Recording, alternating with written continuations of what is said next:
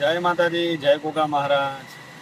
આજે social media ઉપર ઘણા બધા વિડીયો જોયા ને વિડીયો જોયો ને એટલે આરું ને અંદરથી દુઃખ થયું. દુઃખ એ વાતનું છે કે આપણે 10 દિવસ માતાજીની મસ્ત રીતે પૂજા કરીએ અને જ્યારે 10મો દિવસ આવે ને ત્યારે માતાજીનું આપણે વિસર્જન કરી દઈએ. અને વિસર્જન પણ એવી જગ્યાએ કરીએ ને કે ત્યાં આપણે પોતે પણ ના બેસી શકીએ. તમે પાણીમાં તો પધરાઈ દો, બરાબર. અમે પાણી કેવું હોય, ક્યાંથી આવતું હોય, નદીનું, તલાવનું, જે પણ પાણી હોય એ સારું છે કે ખરાબ છે આપણે જોવા ગયા નથી. અને માતાજીને આપણે પધરાઈ દઈએ, વિસર્જન કરી દઈએ. તો મારું એટલું જ કહેવું કે ભાઈ તમારે વિસર્જન જ કરવું હોય તો તમે પીઓપીની તમે મૂર્તિ ના લેશો. થોડા પૈસા વધારે ઉમેરી તમે માટીની લો, અને માટીની લો તો એ તમારા ઘરના આંગણે, તમારા ઘર સામે જ તમે માતાજીનું વિસર્જન કરી શકો. અને એ જ પાણી પછી તમે કોઈ ઝાડને અર્પણ કરી શકો.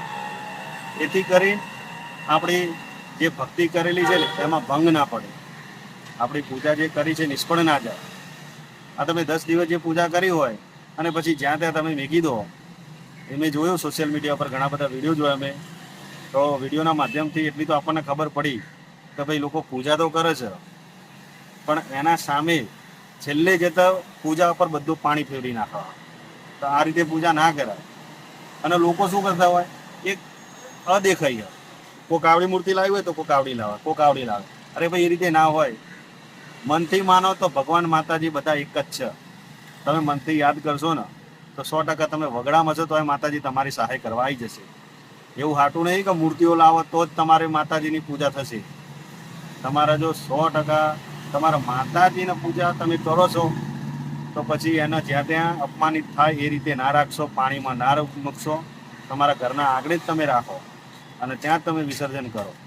અને હું તો ત્યાં સુધી કહું, મૂર્તિ ના લાવી શકો તો કંઈ નહીં, એક ફોટો લો અને એ ફોટો દર વર્ષે ચાલશે. અને એ જ ફોટો પાછો ઘરમાં તમે ગમે તે જગ્યાએ તમે સારી જગ્યાએ તમે મૂકી શકો.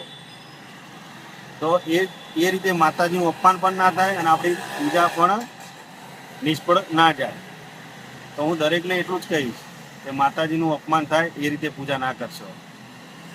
જય માતાજી, જય ગોગા મહારાજ.